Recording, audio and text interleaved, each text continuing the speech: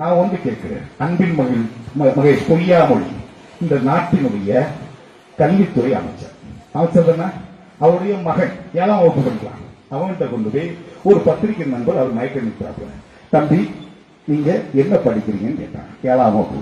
குழந்தை பொய் சொல்லாது. உண்மைதானே? பொய்யாமொழி பொய் சொல்றான். ஆனா குழந்தை பொய் சொல்லாது. அந்த குழந்தை சொல்லிச்சு நான் 7ஆம் வகுப்பு படிக்கிறேன். நீ எந்த மொழி எடுத்து படிக்கிறாய் என்று கேட்டார்கள். பிரெஞ்சு மொழி எடுத்து படிக்கிறேன் என்று சொல்லுகிறது.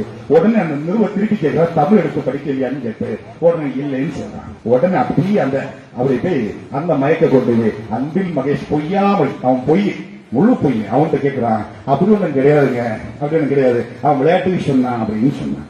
அதுக்கு அவரை துருவி இந்த பத்திரிகை கேள்வி கேட்டவன் அவன் சொல்றான், அது ஒண்ணும் இல்லைங்க, அது ஒண்ணும் இல்ல, என்னுடைய பையன் ட்ரை பண்ணட்டுமா, முயற்சி பண்ணட்டுமா, ட்ரை பண்ணலாம், பிரெஞ்சு ட்ரை பண்ணட்டும் அப்பா என்று கேட்டேன்.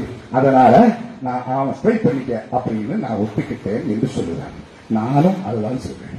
என்னுடைய பையன் எக்ஸல் பள்ளியில படித்திருக்கான். எக்ஸல் பள்ளியில என்னுடைய பையன் படித்திருக்கிறான். அவன் என்னிடம் வந்து கேட்கிறான், அப்பா நான் 3வது மொழி ஹிந்தி படிக்கட்டுமா அப்பா என்று கேட்கிறான். நான் என்ன மகிழ்ச்சியாக படிடா மகனே என்று தோல் தட்டி நான் விட்டேன். ஹிந்தி படிடா, எவன் வந்து கேட்கிறான் பாரு, நீ ஹிந்தியில பேசுறா அப்படின்னு நான் தட்டி விட்டேன். எனக்கு வசதிக்கு ஏற்றது எக்ஸல் பள்ளி, அவனுக்கு வசதிக்கு ஏற்றது பிரெஞ்சு படிக்கிற பள்ளிக்கூடம். சரிதானே? 2 பேரும் எங்க விட்டுட்டோம்? தனியார் பள்ளிக்கு விட்டோம். நான் கேட்பதெல்லாம் இதோ இருக்கின்ற இந்த கடையாளூரில் இருக்கின்ற அரசு பள்ளியில் படிக்கின்ற அந்த குழந்தையுடைய தகப்பனா, அந்த குழந்தையுடைய பெற்றோர்களிடம் அந்த குழந்தை சென்று கேட்கிறது.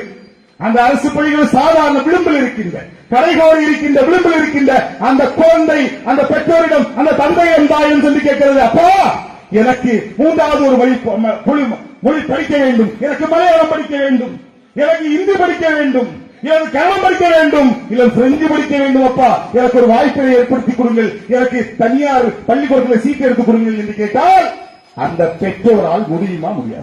முடியாது. அப்போ என்ன பண்ணணும்?